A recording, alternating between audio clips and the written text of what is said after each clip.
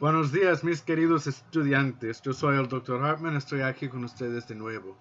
Hoy, en este video, lo que vamos a hacer es resumir la lectura de la semana pasada y la lectura de esta semana. Nosotros, para esta semana terminamos lo de Jorge Luis Borges, a los últimos cuentos, empezando en la página 151. ¿Qué es lo que vemos aquí? Como les pregunté, lo que ustedes me han entregado para el deber. Bueno, vemos aquí mucho el tema también del laberinto, el cuestionamiento de la realidad, el cuestionamiento de también lo que es verídico, lo es verdad y lo que es falso, lo que es la vida y lo que es el sueño, como yo les anoté en las preguntas que les pregunté. Pedro Calderón de la Barca es un escritor, fue un escritor, un dramaturgo mejor dicho, del barroco, siglo XVII en España. Y él compuso una obra de teatro muy conocida del nombre La vida es sueño. Y en La vida es sueño hay un protagonista que efectivamente cuestiona la verdad. Es bien complejo, más complejo de lo que les estoy describiendo, pero cuestiona lo que es la verdad, lo que puede ser la verdad y lo que es la realidad. Y si la vida es de hecho la realidad, o si es la verdadera vida, la muerte, o se cuestiona mucho la realidad. Y aquí en Borges, los últimos cuentos que hemos leído en el volumen de cuentos de El Aleph, también tenemos varios cuentos que tocan este tema. Bueno, rápidamente vamos a hablar del primer cuento, que es Aben Hakan el Bohari, muerto en su laberinto. Como ustedes pueden ver, yo hice muchas anotaciones aquí, también en el texto mismo. ¿Por qué? Bueno, yo reconozco que este cuento es difícil de comprender, primero. Segundo, es intencionalmente difícil de entender, yo creo, por parte de Borges. Borges aquí, y lo nota en otro lugar, yo creo, al final de este texto, esta versión, que este cuento también con el próximo cuento, que es Los dos reyes y los dos laberintos, son efectivamente la misma trama, el mismo resultado, el mismo mensaje sobresaliente, que cuestiona efectivamente lo que es la verdad y la diferencia entre laberinto y telaraña. Telaraña es interesante, ¿no? Porque atrapa a las víctimas para comérselas, ¿no? Entonces aquí en este primer cuento tenemos dos reyes que son también primos, y lo que se cuestiona en el texto es efectivamente cuál es la propuesta de este laberinto, porque bueno, el laberinto que vemos aquí en este cuento es el color carmesí, o sea, rojo, o sea, un color vibrante. Es efectivamente un monumento público, tiene un león, tiene un esclavo, que efectivamente bajan al pueblo, o sea, no es un secreto. Entonces, ¿por qué será que un rey enterraría un tesoro en un lugar tan obvio, un lugar tan presente? Esta es una buenísima pregunta, ¿no? La otra pregunta es que si este laberinto realmente es un laberinto para guardar el tesoro, o si, mejor dicho, es una trampa, es una telaraña que realmente dejó el tesoro en África, en el Sudán, y quería atraer a este otro rey para buscar su tesoro, y que efectivamente, que es lo que hacía el rey, esperar al otro rey para matarlo, para matar al esclavo, para matar al león, ¿no? Y así cumplir con su venganza y cumplir con su plan. Es bello, es muy bello, como les dije, es también complejo. Es interesante notar la cantidad de veces en que la palabra laberinto surge. Y también hasta en página 156 tenemos la cuestión de lo que es la divinidad. La divinidad castigo por haber erigido un laberinto, la divulgó desde el púlpito más abajo. Yo repitiera durante siglos el último nombre de Dios. Ello no bastaría a mitigar uno solo de mis tormentos. Las culpas que me infaman son tales que aunque yo lo matara con estas manos, ello no agravaría los tormentos que me destina la infinita justicia. Entonces, junto a esta cuestión del laberinto y del tesoro, a la cuestión de la justicia infinita, la cuestión de la existencia de Dios, la cuestión de tener que pagar por lo que hacemos bien o mal en esta vida. Entonces hay un existencialismo que existe aquí y que es esencial a la comprensión de su obra. Dicho, tenemos también la cuestión, página 158, el absurdo laberinto era un símbolo y un claro testimonio de su locura, ¿no? Que es un absurdo laberinto, porque no es algo tan obvio, es un monumento para casi advertir que existe en él un tesoro, o sea, atraería muchísima atención. Es interesante, en página 159 menciona también el Rose of Sharon, que claro, este drama toma lugar en las Islas Británicas y aquí tiene también algo de las leyendas británicas. Eso también llama a la historia personal de Borges, como dijimos en el otro video, sobre sus raíces inglesas, etc. Sí.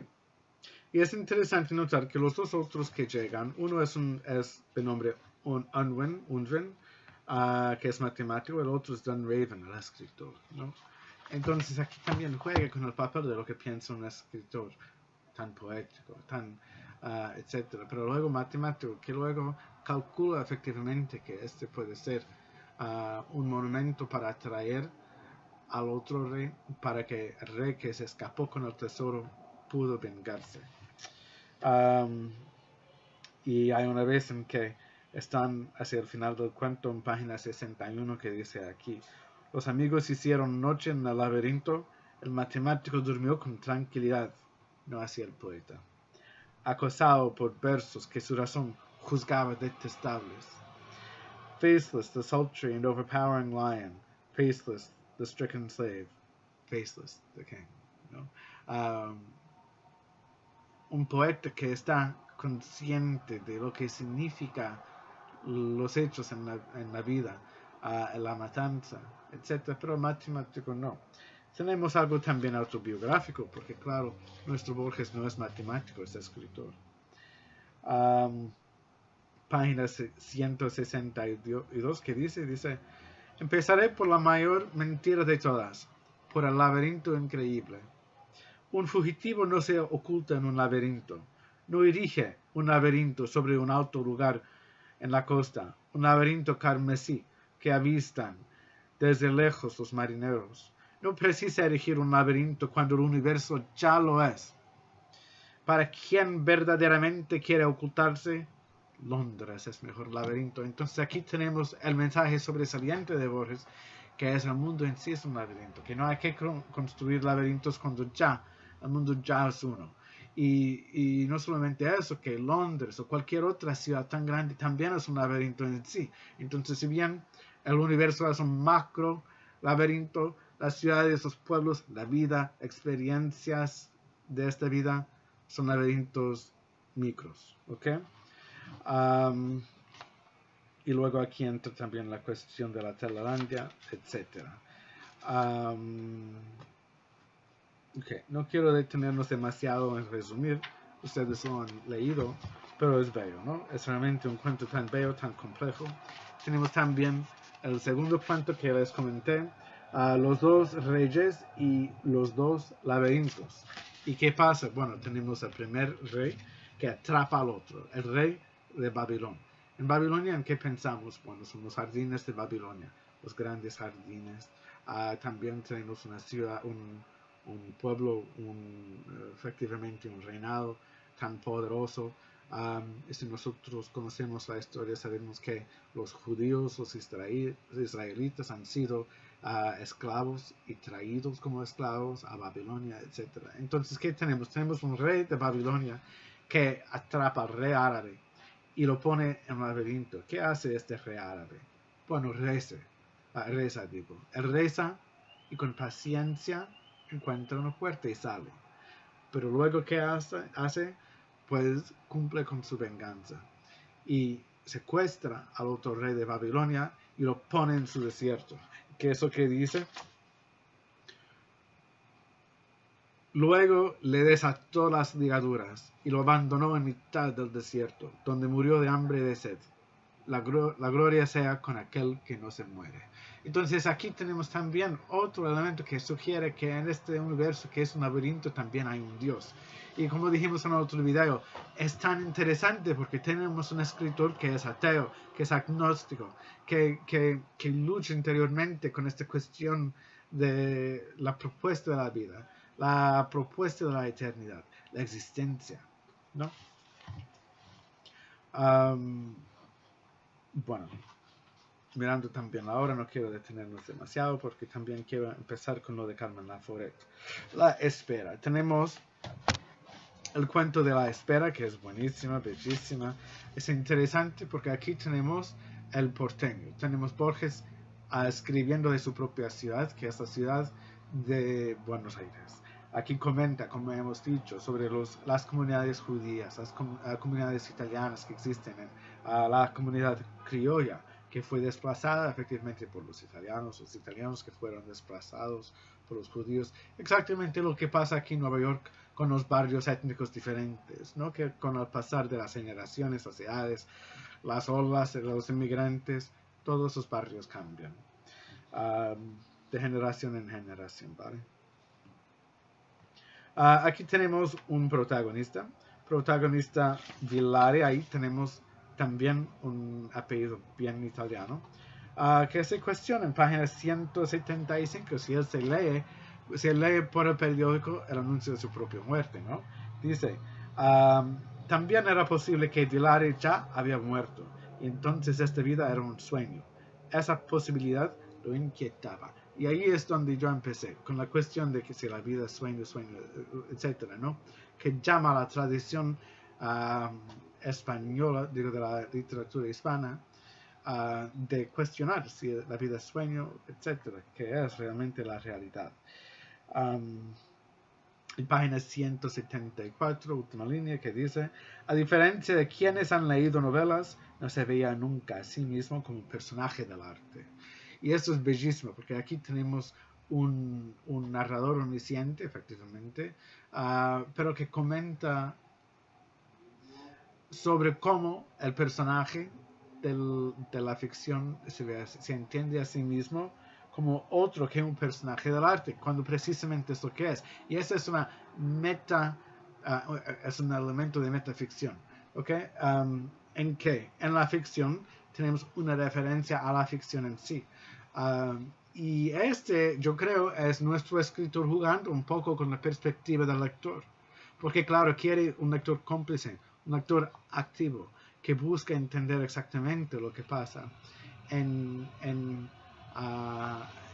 aquí, Borges está un poco hablando con nosotros mismos, diciéndonos, bueno, aquí mismo, ustedes están leyendo a este personaje literario, pero que no se entiende efectivamente como un personaje literario cuando nosotros todos sabemos efectivamente eso que es. Etcétera, ¿no? Y luego continúa, se desarrolla el trama del cuento, que es bellísimo. ¿Y qué pasa? Pues efectivamente tenemos la cuestión del revólver de Villari y alguien lo mata. Y ahí cuestionamos la realidad, efectivamente, de lo que pasó. ¿Quién lo mató? Etcétera. Menciona la Divina Comedia en página 176. Es bello, ¿no? Porque siempre está poniendo en evidencia referencias a otras obras literarias más conocidas. Por ejemplo, veremos en el último cuento de El Aleph, se refiere a Beatriz. Bueno, Beatriz es la mujer inefable, la mujer tan querida tan buscada de Dante Alighieri en su Divina Comedia. Hasta su nombre, Beatriz, significa beata, ¿no? Alguien bendecida. Bueno, vamos a llegar ahí. El hombre en el umbral, vemos de nuevo un protagonista escocés. Aquí tenemos también referencia a la Inglaterra, es un tema tan preferido de nuestro Borges. Tenemos al cónsul, el nombre es, ahorita se me va, ¿cuál es su nombre aquí? Glencairn, etc. Glencairn. Es bello aquí también se mencionan mucho el nombre del dios musulmán que es Allah, o bueno, la palabra árabe por Dios, que aparece en varios cuentos. Entonces sí, también explícitamente habla de Dios en sus múltiples de formas, manifestaciones. Bueno, Glencairn está en la India, se refiere también a la posesión de la India de los ingleses. Es interesante notar que esta obra se publicó, bueno, este mismo, no tengo aquí escrito cuándo se publicó este cuento por primera vez, pero si entendemos que la obra se publicó en 49, es efectivamente pocos años después de la declaración y la realización de la independencia de la India de los ingleses. 1947 la India se volvió independiente, yo creo que se volvió independiente en aquella fecha, y este puede ser también un comentario. Yo, de hecho, voy a mirar, porque no les quiero decir algo que no es cierto.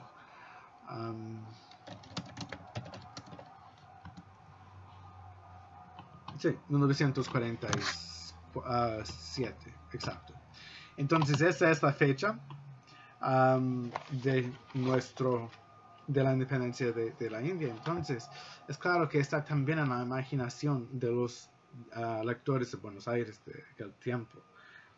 Porque claro, la India fue la perla de la Asia para el imperio inglés, imperio británico, y para perderla significaba que este gran imperio estaba por decaer, que es exactamente lo que pasó ni 15, 20 años después, cuando la mayor parte de sus otras colonias en África, en Asia, etcétera, se separaron y se independizaron. África en este periodo, como muchos otros países, estaba, bueno, no solo África, digo, el mundo colonial estaba terminando, estaba acabando como un fenómeno. Y los países asiáticos, los países africanos, los países, también varios países en el Pacífico, estaban exactamente por independizarse en este periodo, también en el Caribe. Ok,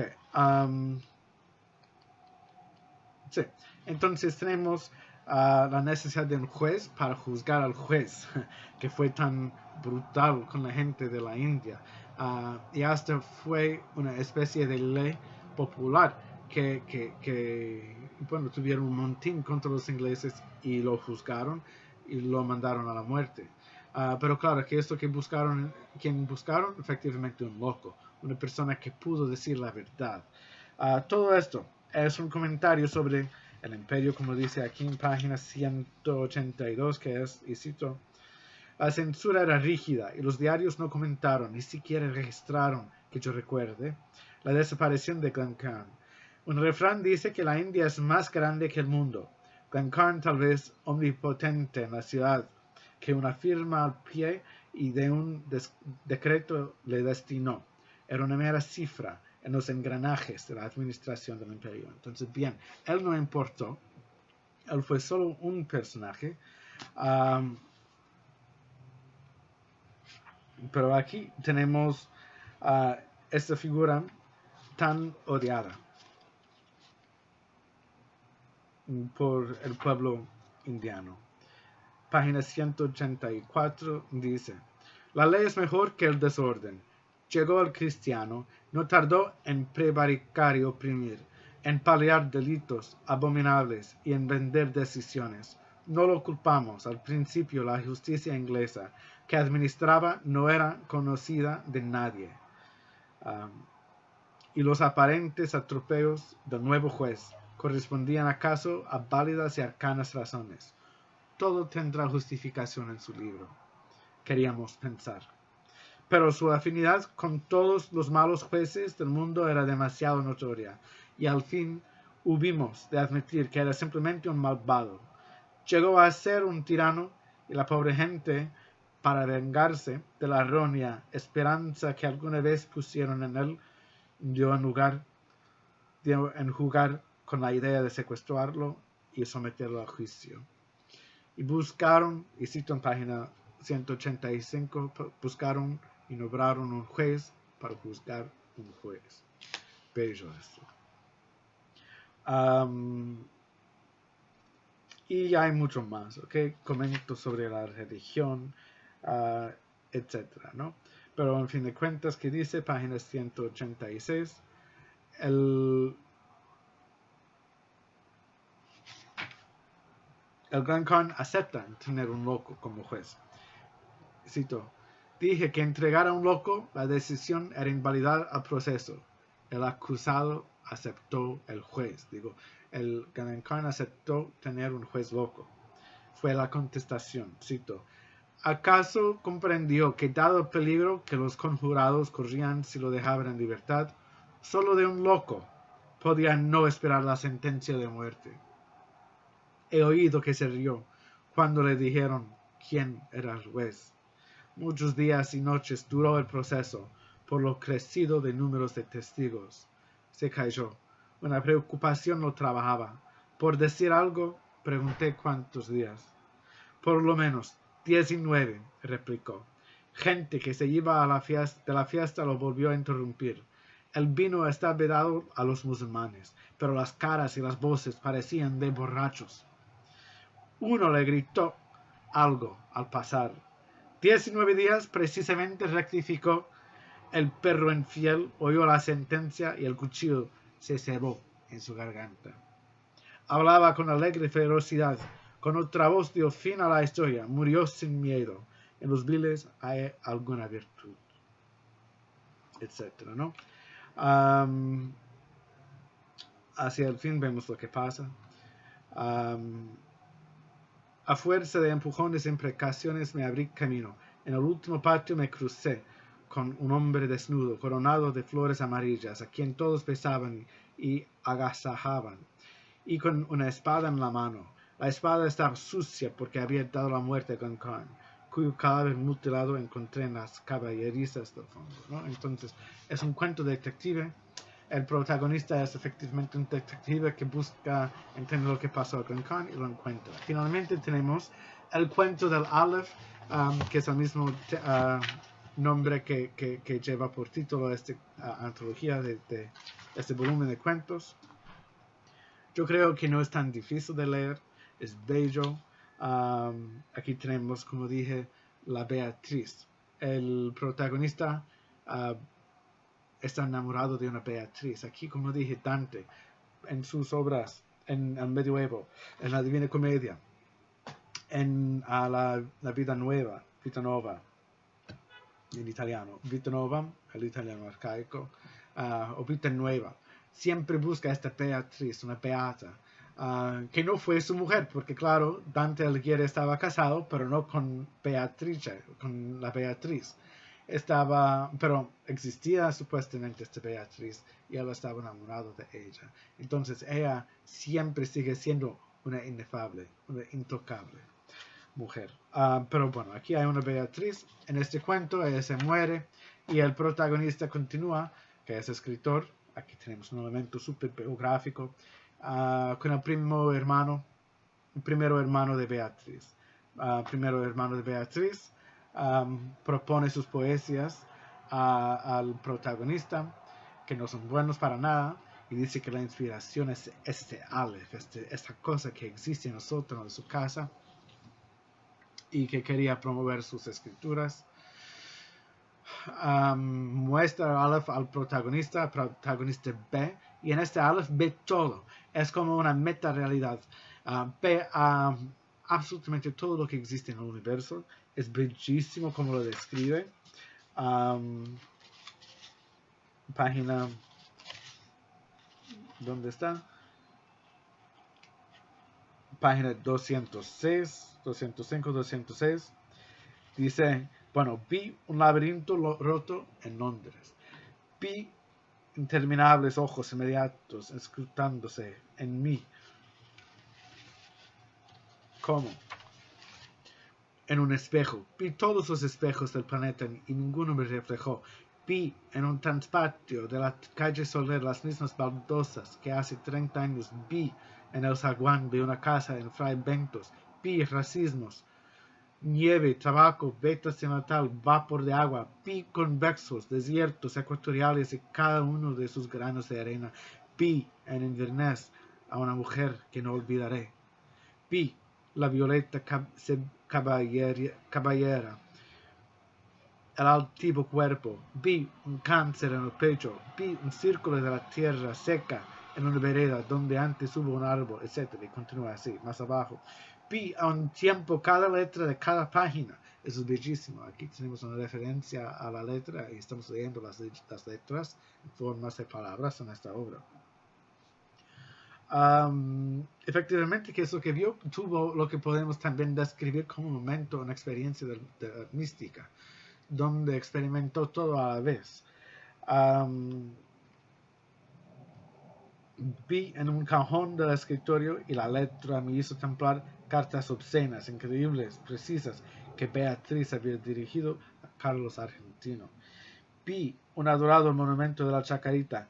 Vi la reliquia atroz de lo que deliciosamente había sido Beatriz Viterbo, ¿no? Bello esto. Entonces, efectivamente, vio su esqueleto que está en la tumba.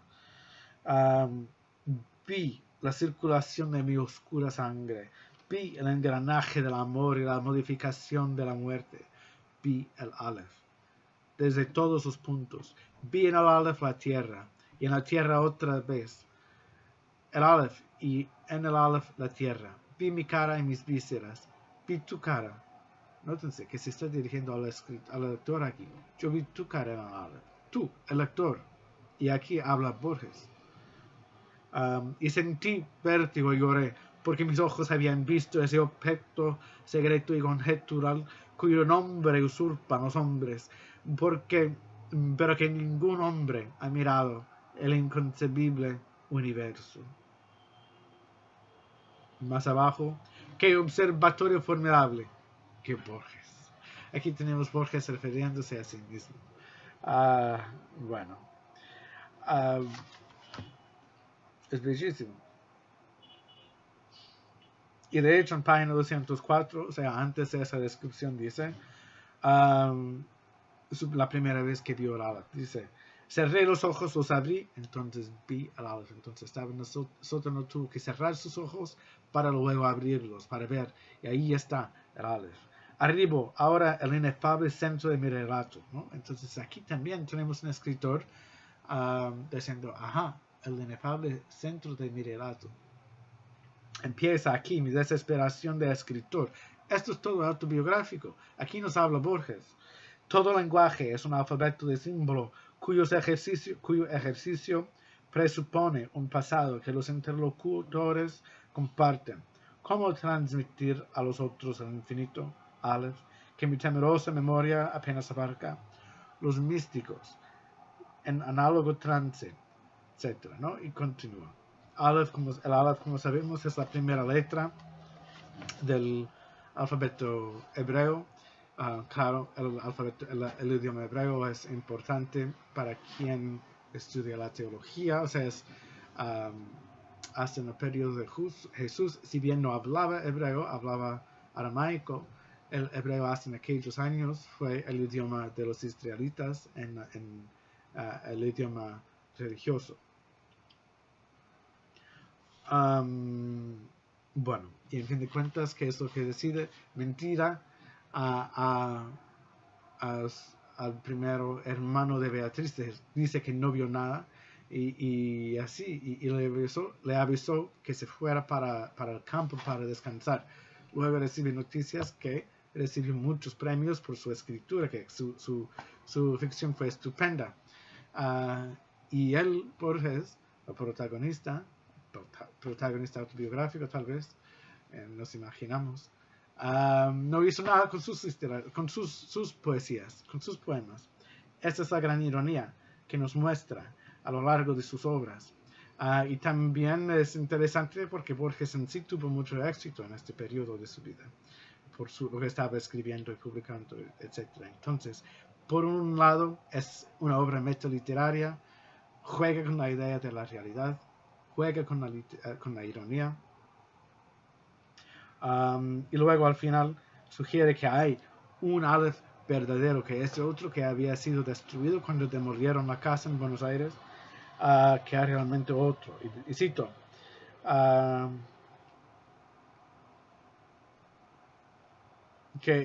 no cito ya, pero que este otro Aleph existe en un pilar, en una columna, en una mezquita, en el mundo, en el Cairo. Dice, cito, la mezquita dada del siglo XVII, las columnas proceden de otros templos de religiones anti-islámicas, pues como ha escrito Ibn Khaldun, en las repúblicas fundadas por nómadas es indispensable el concurso de forasteros para todo lo que sea albañilería. ¿Existe ese Aleph en lo íntimo de una piedra? Lo he visto cuando vi todas las cosas y lo he olvidado. Nuestra mente es porosa para el olvido. Yo mismo estoy falseando y perdiendo bajo la trágica erosión de los años los rasgos de Beatriz. Entonces, el narrador hasta está perdiendo los rasgos de Beatriz y todo se va. Bueno, ahí está. Se cuestiona si Beatriz es la verdadera Aleph. Bueno, pasaron ya 30 minutos y quiero empezar a hablar sobre nuestra próxima obra, que es lo de nada. Veo que la librería ordenó nuestra edición en inglés, no en español. Bueno, es así. Vamos a leer lo que tenemos, porque no tenemos tiempo para remediar esto, para pedir otro texto. Carmen Laforet, para darles alguna información sobre ella, que es una buenísima escritora. Un segundo. Sí. Ella es más joven, tiene 20 años menos que nuestro Borges. Borges nació en 1899 y falleció en 1986. En lugar nuestra Laforet, ella nació en 1921 y ella se murió en 2004, entonces hasta hace poco vivió, pero desgraciadamente vivió sus últimos años sufriendo de Alzheimer. Ella publicó 5 novelas, Una novela se publicó póstumamente después de su muerte. Un tema que se encuentra a lo largo de sus novelas. En 3 de sus novelas tenemos un protagonista que es un órfano. ¿Por qué? Bueno, primero, Carmen nació en Barcelona, donde toma lugar la acción de esta novela. A los 2 años se trasladaron para las Islas Canarias. A los 12 años su madre falleció y luego su padre se casó de nuevo, pero con alguien con quien no iba de acuerdo. Entonces, en la casa de Carmen, cuando ella era adolescente, tenemos este choque, esta frustración, este estrés y también esta pérdida de la madre tan querida. ¿Qué hizo? Bueno, Carmen a los 19 años volvió a Barcelona y estudió ahí y terminó sus estudios en Barcelona mientras vivió con parientes. O sea, efectivamente lo que hace la protagonista, Andrea, en la novela Nada. Nada, tenemos ahí una protagonista en Barcelona que fue ahí para estudiar. Hay más, pero bueno, es bien autobiográfico. También, si nosotros calculamos bien, Carmen, que nació en 1921, cuando ella cumplió con 18 años, sería en 1939, o sea, efectivamente el último año de la Guerra Civil Española. Vamos a hablar un poco más de eso en un segundo. Pero bueno, tenemos muchos elementos que son autobiográficos, entonces podemos decir que en la figura de la tía Angustias, y este es un nombre que tiene también un significado, angustia, la tía Angustias ahí tal vez ve a la segunda mujer de su padre, con quien se casó, con quien tuvo problemas, puede ser. O puede ser que es una representante de parientes que realmente tuvo en Barcelona, pero lo que sí es seguro es que hay muchos elementos autobiográficos inmediatamente reconocibles en la vida de Carmen. Carmen luego se fue de Barcelona y estudió Derecho por 2 años en la Universidad Complutense de Madrid. Después de 2 años sin terminar sus estudios, ella se dedicó a escribir y en ese mismo año publicó esta novela. Era muy joven. ¿Okay? Entonces tenía 21 años, puede ser, o 22 años por allá. Bueno, puede ser en este momento. 23 años. Cuando publicó este libro, que es su famoso texto, su novela tan más conocida, es conocido como, el término les doy en alemán, que es Bildungsroman. O sea, en inglés lo llamamos Coming of Age Novel. Aquí tenemos una joven que poco a poco aprende sobre la vida, etc. Nosotros trazamos.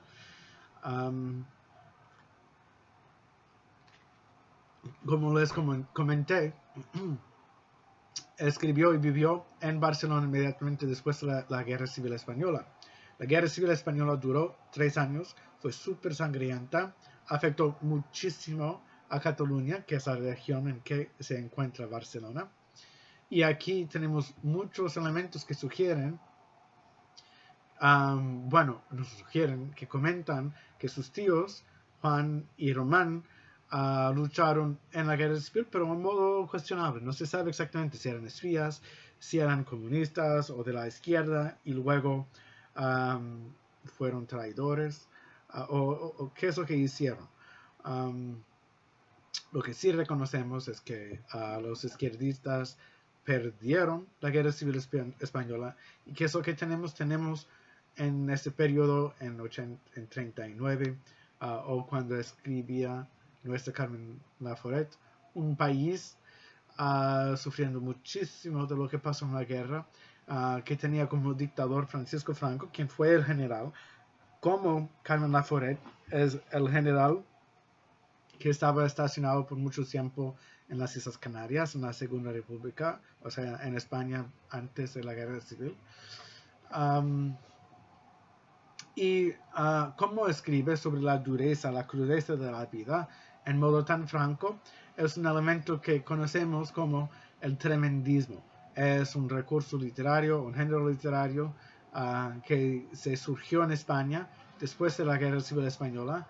Vemos esto muy claramente en la novela La familia de Pascual Duarte, de José Camilo Duarte. Y ustedes que han estudiado conmigo el semestre pasado reconocerían estos nombres. También Carmen hace parte de la dicha generación del 50, o sea, otros escritores nacidos en la década 20 del siglo XX que han experimentado y que han sido bien influenciados por la Guerra Civil Española. Esta es una de las novelas más conocidas como un postguerra. También como una parte del tremendismo, vemos aquí lenguaje desgarrado y duro. Tenemos personajes que se acostumbran a ser gente con algún problema, ya sea físico o psíquico. Un lenguaje y un trama que se enfoca en la crudeza y la dureza que se presenta. Y eso es, como podemos imaginar, un resultado natural. Después de la Guerra Civil Española, muchos han experimentado la miseria y la pobreza y la violencia. Y hay muchísimas referencias a este pasado tan difícil. Y hasta en la novela vemos que Angustias había comentado que sus hermanos Juan y Román habían mucho cambiado después de la Guerra Civil Española. Y es interesante, tenemos aquí una abuela, la figura de la abuela que es religiosa, pero en lo que leemos para hoy, se defiende por ser republicana a los republicanos, quienes eran fuertemente anticatólicos, mataron a religiosos, curas, monjas, encendieron iglesias, etc. Pero la abuela se defendió diciendo que yo soy más republicana que tú, porque yo pienso que todos tienen el derecho en creer en lo que quieren. y mientras ese republicano estaba pero activamente matando y persiguiendo a los católicos en la Guerra Civil Española. Tenemos también una figura de una abuela que es materna, que es cariña.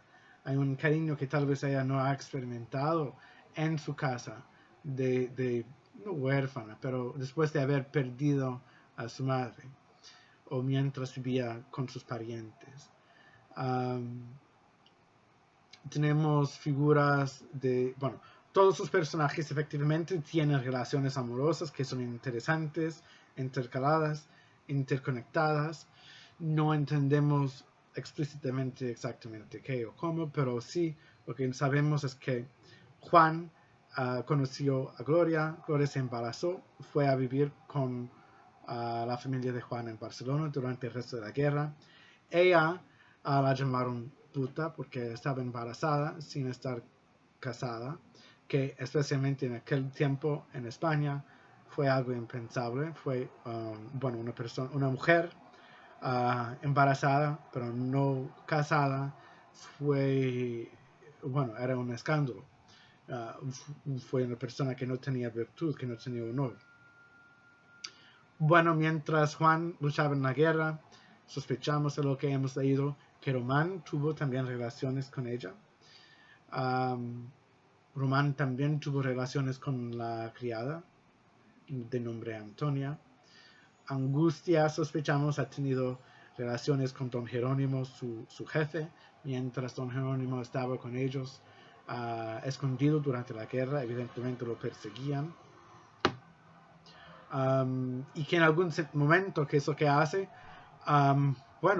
La Gloria dice a Juan lo que pasó, que Ramón y ella tuvieron relaciones. Es lo que deducimos. No sabemos concretamente, pero es lo que deducimos. Y la pobre Andrea, la joven, que se apenas trasladada a Barcelona, está echada en el medio de todo esto, sin saber, sin entender exactamente lo que pasó. Pero lo que sí sabemos es que de las pocas posesiones que ella tiene muchos libros que trajo con ella. Estoy hablando de la protagonista, de otro pueblito en el sur de España, y estos libros pertenecieron a su padre.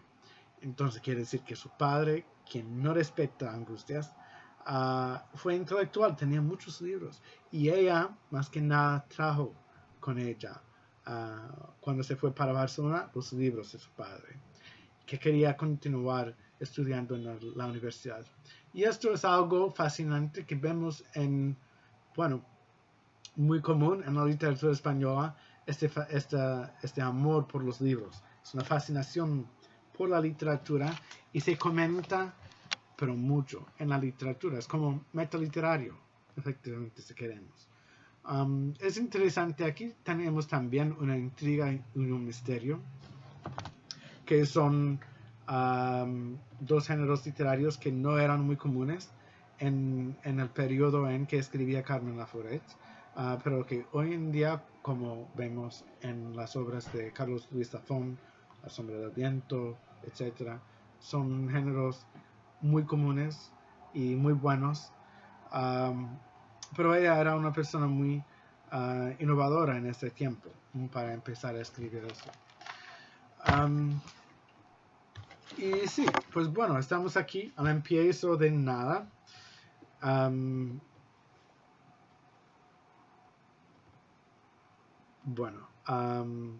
algún momento se dice nada. A ver si lo encuentro. Pero que realmente nada es el centro y nada. Vamos a ver lo que significa nada. En algún lugar aparece, digo sobre, pero no sé exactamente dónde es en este momento, pero bueno. Vamos a continuar leyendo. Es una novela bellísima, no es difícil de leer, especialmente porque la edición que nos dio nuestra librería está en inglés. Pero bueno, así es. Y ya, es bello.